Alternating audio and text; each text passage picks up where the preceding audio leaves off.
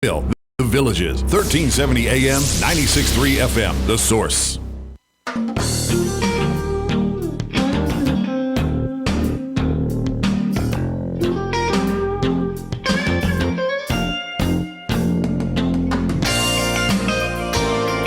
All right, 25 minutes before 11 o'clock. It doesn't get any more beautiful than this. And if you are in Ocala, you might want to know what's going on in Ocala. And there's no better place than Ocala Magazine to find out about those things. And they are kind enough to bring us a radio show every Friday as well. Philiip Glassman is here with his guest Seth, and Ben Baugh is here. We've met Ben now 2 times.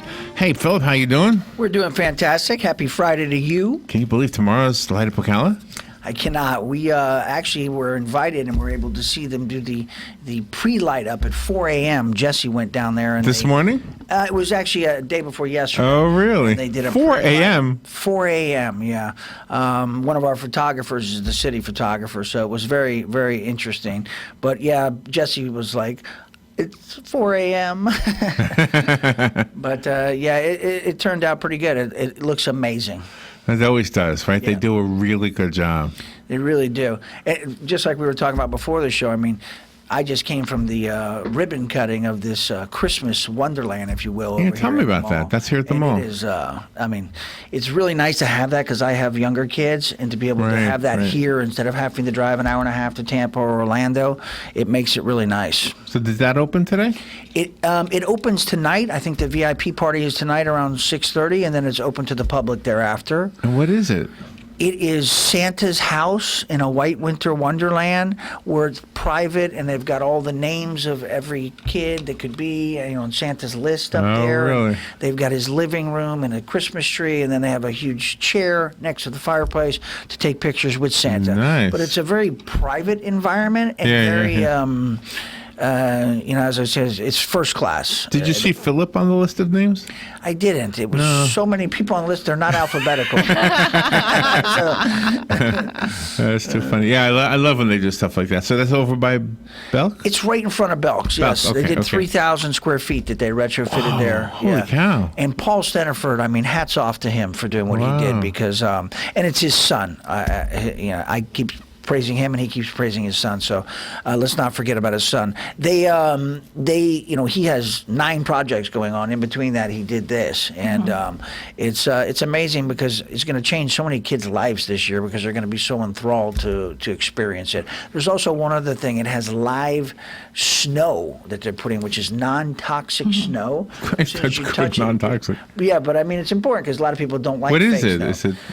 It's like a cool something? chiller, I believe. Don't hold me to this, but I believe it's a cool chiller. But they're huge flakes that's putting out like snowflakes. Oh, neat. So they're being shot out over the whole setting there. Can you still enter Belk's from the mall, or do you have to enter it from outside? I came around to the back of Belk's and had to go around to the front to enter. Oh, okay. But I think maybe it was at 9 a.m., so maybe Belk's just wasn't open. Yeah. Oh, okay. Yeah, you could probably enter through Belk's and just come around. It's at the back side of it. So, Ben, good to see you again. Great to see you, Larry and Robin. Thanks for having me back out, and obviously working for the best boss in all of the world, not just here in Marion County and Ocala. And Philiip Glassman, I'm the luckiest guy. Cha-ching, you just made a race, didn't he? Cha-ching. Can I ask you a sports question? Did you see the story about the Orlando baseball team proposal? I did not see that, sir. I did not. What was it called? The Dreamers. The Orlando Dreamers. The new baseball team. The guy who brought the Magic to Orlando wants to bring a baseball team now. So will this be a Florida State League team? It said Major League Baseball is what it said. I'm just saying, Florida State League is trying to make it Major League Baseball. That's what it said in the article. Oh, okay. So they're looking for another Major League Baseball entry then. Well, Orlando wants that because Orlando doesn't have it. But they say everybody's like making fun of the logo. I thought it looked kind of sharp, but then people said that you think it looks sharp, meaning me, because I'm old. What I find, they said it appeals. Did you tell them that is rude? That is very rude. And also lascivious. How could they say that about you? What I find extremely interesting about that is in the event the Tampa Bay Rays do decide to depart Hillsborough, Pinellas County area and move to Montreal, that would provide an opening in Central Florida, and Orlando obviously would. Oh, is that what they're thinking of doing? I don't know. I didn't read the article, so this is just coming from the mind of Ben Baugh. But, with that being said, I would have to think that that could be a possibility why Orlando would, consider about throwing their hat into the ring. But we'll see. Do you know your guest, Seth? Well, good morning, Seth. Nice to meet you. Yes, good morning. Thank you for having me. You would be the guy to ask what you think of the logo. It's probably not artsy at all. Yeah, I mean, I actually did see that news broadcast where they announced it, yes. Did you see the logo? I did. And your thought on it as an artist? Yeah, I think it just probably needs a little refinement. I mean, if they're going to go with the Dreamers, that just opens it up as far as what you can do with a logo. But seeing it, I don't think it's that far off. But if somebody was to say they didn't like it, I mean, it's one of those things. It's just a matter of opinion. But for me, I would say it needs a little refinement from what I saw the other night. Oh, interesting to hear those thoughts, yeah. Seth is our guest, and it's funny because 2 weeks ago, maybe 3 weeks ago, I was talking with Jessie, who's obviously the creative director of the magazine, but she's an artist. And I said, there's just no galleries here. There's no art. And I think maybe even me and you talked about that. There's just no art galleries here. And then from that and Ben came the intro of Seth. And he was just telling me some information. I'll let him talk about it himself. But he had said that, his father had passed away in a short period of time ago. And before that, he wanted him to have a place where he could display his art, and we could have other people that had higher end art, whether it be abstract or not. And that's how this whole thing came to fruition, and I'll let him get into that. But it's nice because you go to any city and there's art galleries, and and we just don't have that. I was thinking that when you were saying that, the galleries we know in New York, for example, in like Chelsea and in Greenwich Village, they almost all of them started out as like poor guys that just, hey, absolutely, this is empty, can we use this? Right. And next thing you know, people are stopping by and you have a business happening. Absolutely. Right? And that's exactly what happened. I don't know if you know about Brito from Miami, but he was just an artist on the street, and and now he does everything for the city of Miami, and he's a multi-millionaire 10 times over. But he started from those humble beginnings, and that's where most artists start from. So that intro, Seth, why don't you tell us a little bit about your history and your father and what you're doing there at the 8th Avenue Gallery? Well, it's interesting because Ocala has really been part of my history since I was a child. I grew up with two really strong influences, both from my father. He was an artist and an architect, so I can remember him painting, and he had me starting painting from a very young age. And on top of that, he was also a horse breeder. So I grew up around horses, the thoroughbred industry. We used to come to Ocala and see our babies train, see them develop, and there was nothing more exciting than that trip. I can remember it, just seeing, something that you watch the birth of, and then it develop, and then it, develop into a young racehorse. So Ocala was a special place. I also had grandparents that lived here. So to be here now is like kind of full circle. I mean, I would have never expected it, but again, unfortunately, last year my father was sick, and I was his main caretaker, and we came to Ocala, and the first thing he said is we have to get a studio so that you can continue to work, because I have been, since I moved from thoroughbred training, which I had a 20-year career training thoroughbreds in New York, and but I did gradually make the change to going to full-time art, and since I've done that, I've lived off of it for the last 3 or 4 years.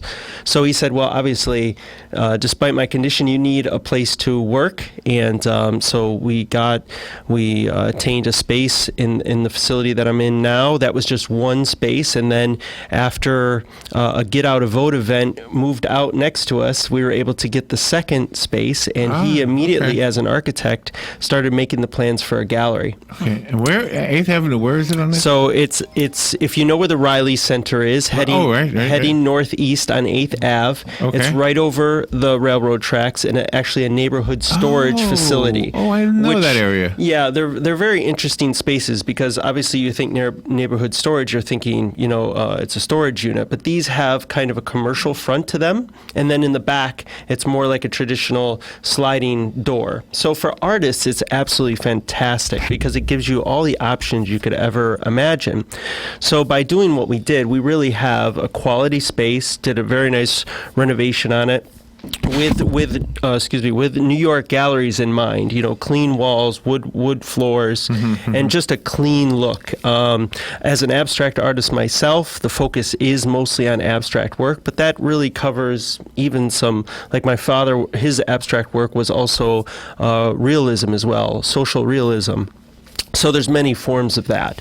I always found that interesting. That's an interesting concept in general. Yeah, exactly. So it's kind of now I've been very fortunate. A woman by the name of Tina Carlin gave me an opportunity and introduced me to her mother's work about a month and a half ago. Her mother's name is Edith Wiles, and currently that is our show at the gallery. And we just had our opening on Saturday, our opening reception, and it was my largest turnout ever. Nice. And, the location of it is a little bit of a destination, but I like it that way. I like people to come there with a purpose of seeing art, and if it takes a little while to grow, I'm good with that. Edith Wiles was a fantastic painter. She was also an art professor. She's passed away? She did pass away in 2018, so this is a retrospective of her work. She only has 10 works that are available to the public, and they are currently on show at 8th Ave Gallery. Are they oils? Or are they what? Are so they're acrylics. They're acrylics. They're kaleidoscopic in nature. They're actually quadriptychs, most of them, which means there's 4 actual paintings, but they're put together to where you can arrange them differently. So they have, they have an amazing amount of flexibility. So are they landscapes? No, I mean they're strictly abstracts, but I would say that her main inspiration was nature and specifically cliffs and rock formations that she saw traveling. So she took these images and actually produced them on the wall with a projector, and then would basically sketch out what she wanted to do artistically, and then kind of make that into a 4-panel series. And then they come together. So it's really amazing work. The quality I'll have to is... come check it out. Absolutely. And I would encourage anybody in Ocala, if you're an art fan, you have to see this work because it's truly a special thing. When I was brought to it first, and when I saw the work, I really said, wow, this is really Miami, New York type work. I mean, there's no doubt about it. And we're very fortunate to have it here in Ocala. Yeah. And how old was she when she passed away? You said 18? She was 83. 83. And she lived here? Yeah, she did in the later parts of her life. She moved here after she retired and after her health gradually kind of declined. But she was here with her daughter, and she spent most of her time in Massachusetts. She was actually an art professor at the Springfield Technical Community College, and in 9 years she actually grew the art program there. So they basically said, we want an art program, you're in charge of it, grow it. And she did that job, and at the same time raised a family. So, just a remarkable woman, and was really dedicated her life to art, and it shows in every piece that we have at the gallery. Philip, I have a question. This may be more of a Jesse question, but the art gallery that is at the old train station, is that considered a gallery? Or what is that? I don't know that. I don't know that. She sits on the board there, so it's definitely her question. But I don't think it is a gallery. I think it's their office that they use like for their workspace. Yeah, for their workspace. I believe so. Seth, is your place a workspace too? The people. So yes. Well, so it's my workspace. There's a front gallery, and then there's a back part of it that serves as my work area. So anybody who visits the gallery will also see what I'm working on. What are you working on right now?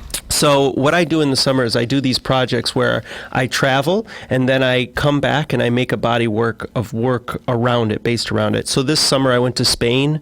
I spent 33 days in Spain. I was able to see 12 cities. Are the ladies insane there? Have you ever heard that song? Oh, I've never been to Spain. I hear the ladies are insane there. They all seem pretty. I went to Spain, and I did not find that the ladies are insane. They were beautiful and friendly and loving and kind.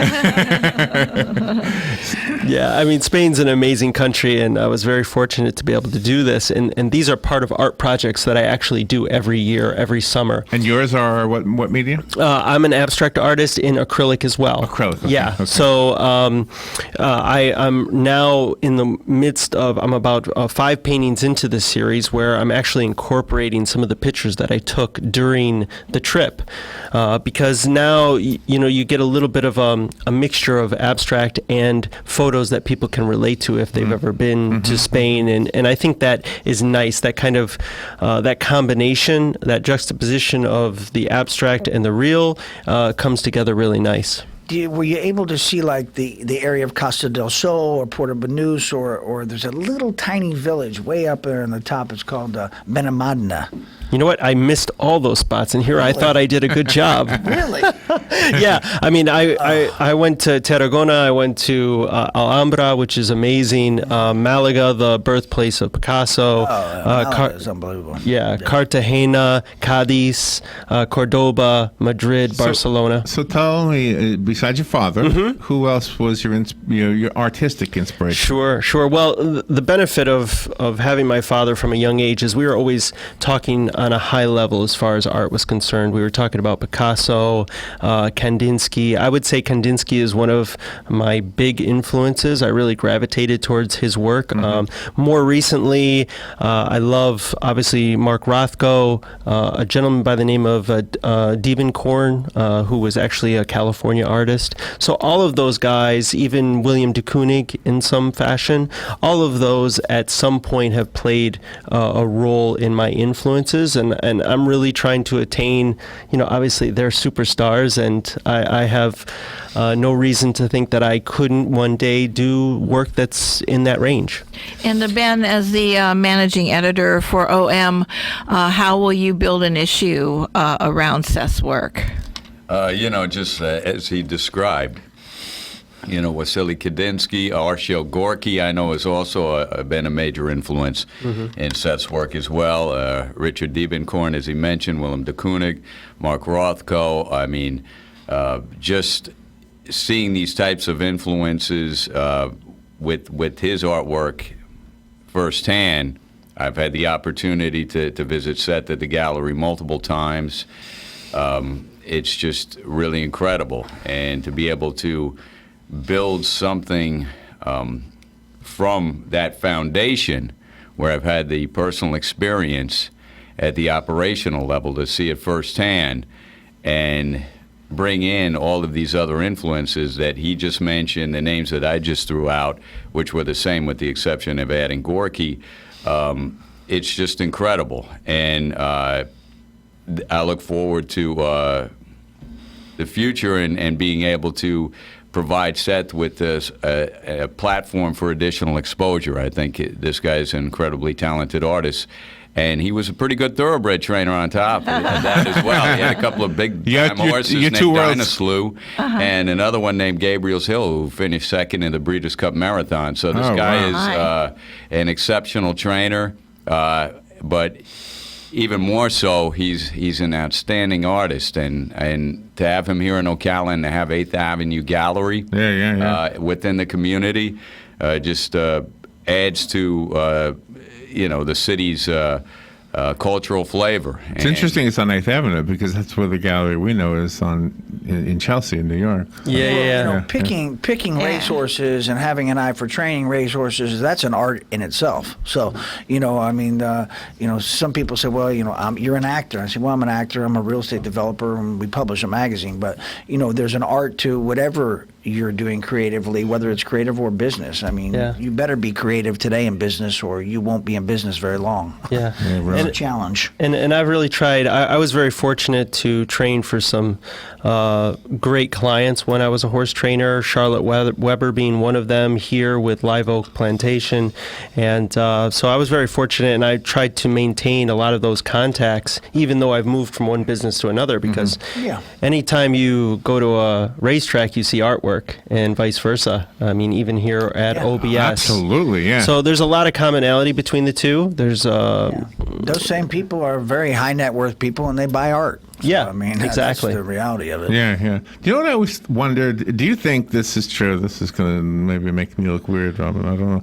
That I think we are attracted to horse art. Yes. Because the lines are similar to that of a woman. Sure. Is that, you think that's true? Well, I think that. Well, I mean, isn't that? I mean, they got the same shaped butt and the same shape. Larry, I totally agree with you. Yes. I didn't see that question. I didn't see that coming. You know, I didn't see that comparison. But now that you said it, the lines are very similar, right?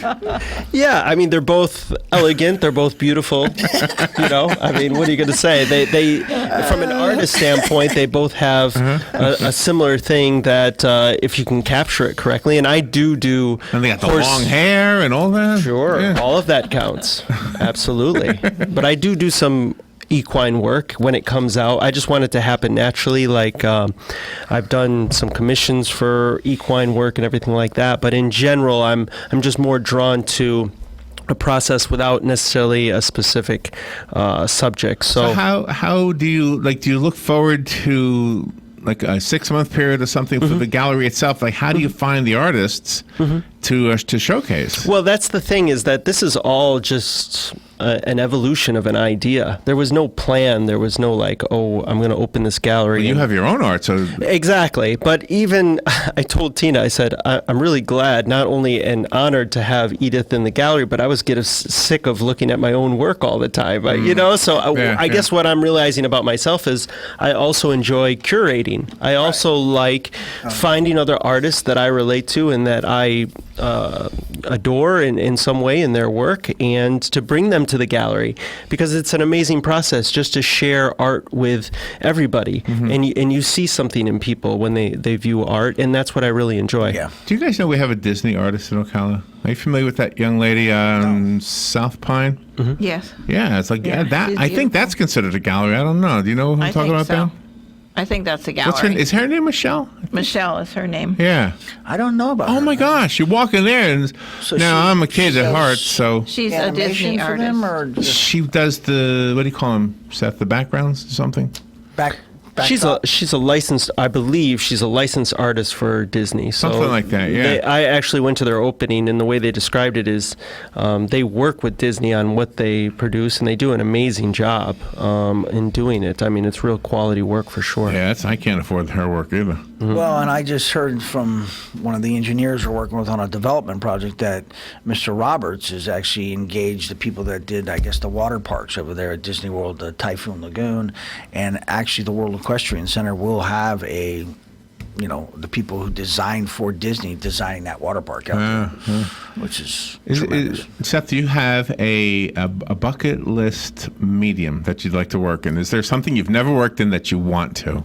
Well, really, oils. I mean, oils are the classic. Whenever you go to museums and everything, 90% of the artwork is in oil. And I have done some oil paintings, but for me, my style fits acrylic better because I really enjoy the translucency and the building up of layers and that effect that it has. So until I feel like I have to go to oil, I'm just gonna totally get into acrylics. And a lot of my work is mixed media as well. I use charcoal, I use pastels, oil pastels. So there's no limitation to there. It's really just whatever I feel. And obviously the new work that's coming from Spain involving the photographs, the prints of photographs, and then actually being transmitted into the paintings is also a new branch to what I'm doing. And this is what you feel when you're an artist, is naturally through the process you're just driven to different places. A year ago I got into a kick actually with painter's tape, believe it or not. I did this hard edge commission piece for an IT company, and it involved all these hard edges. And then when I got done with it, I looked all over my studio and I saw all these brilliant pieces of tape with all these different colors painted into it. And I said, that's incredible. I've got to use some of this. That's cool, yeah. And then I created approximately 8 paintings based on this painter's really? tape. That's a cool idea. That's interesting. Yes, and they have a totally different look than most of my other Painter's stuff. tape, correct me if I'm wrong, it's a form of duct tape or not? No, it's not. It's couldn't be that sticky. It's just like regular tape. tape. I mean, regular width. What is that? An inch and a quarter, something like that. But it is specific to painting because when you take it off the canvas, it's not so sticky that it takes off. So it's more delicate. Yeah, exactly. And it also, by happenstance, comes in different colors. So it comes in yellow, it comes in green, it comes in blue. So whatever you're using, you can even play with that a little bit. And I actually think through that process, a lot of my father's architecture came through, lines, space, dividing that. How does it come together in interesting ways compositionally? So I felt a big connection there with him through that type of expression through the paints, the tape paintings. Yeah, there's a new building in New York. I don't know what it's called, but it looks like an artist. It looks like an architect with abstract art background or something. On 17th Street? No, in New York. In New York. Oh, yes. Yeah. It looks like Django. Like everything's crooked. Yeah. Yes, it's almost like a beehive. Oh, it's crazy. Yeah. In this day and age, everybody's getting their picture taken with it. It's like that's how you know. Oh, you're talking about the thing over at Hudson Yards. Oh yeah. Okay. What is that called, Robin? That thing at Hudson Yards? Oh, I forget.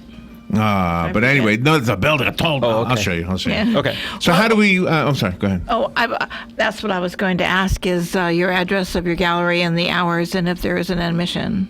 So there is no admission ever. It's at 1531 Northeast 8th Ave. And again, I'm on Google, so you can Google it, 8th Ave Gallery. It's not 8th Avenue, which I know sometimes is hard to... But if you're Googling it, you definitely want to put in 8th Ave Gallery. Currently the show is open through Christmas. I'm going to start these with this Saturday being part of it. I'm going to start a Saturday event where you can come from 6 to 9. We'll have beverages there and the ongoing show, and I'll also have my back studio open. So anybody who would like to come from 6 to 9, they're more than welcome every Saturday between now and Christmas. Other than that, I'm open from Wednesday to Sunday, and I'm often in there painting and have the door open from 10 to 5. And does the magazine do a good job replicating the colors? Absolutely. Absolutely. I'm going to put that on the printer. Thank you guys for coming in here. Have a good Thanksgiving, everybody. Thank you very much. Same Appreciate to you. it. Happy Will we see you next week? Thanksgiving to both No, of you. you're taking a day off, right? Friday? I from today? guess I don't know. You guys tell me. You tell me. We'll be here. We'll be here. If you want to be here, we'll be here. Well, I'll let you know on that one. Okay.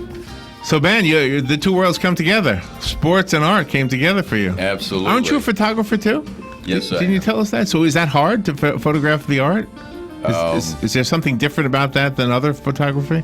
I mean, primarily the preponderance of my work as a photographer has been with equestrian sport. So there are challenges associated with everything that you do. So obviously you try to make it work the best way you can. On every assignment that we've sent Ben in his first 2 weeks, or I don't even know how Just long, started, it's been, yeah. a short period of time, he knows this one is connected with that one, or this one has done this with that. So he's, I just say we put him in the right spot. Let's just put it like that. Yeah. Blessed to have him. Good to see all three of you. Ben, Seth, and Philip, thank you. Thank you for coming in Thank you today. very much. We'll be right back. This is The Source, WOCA Ocala.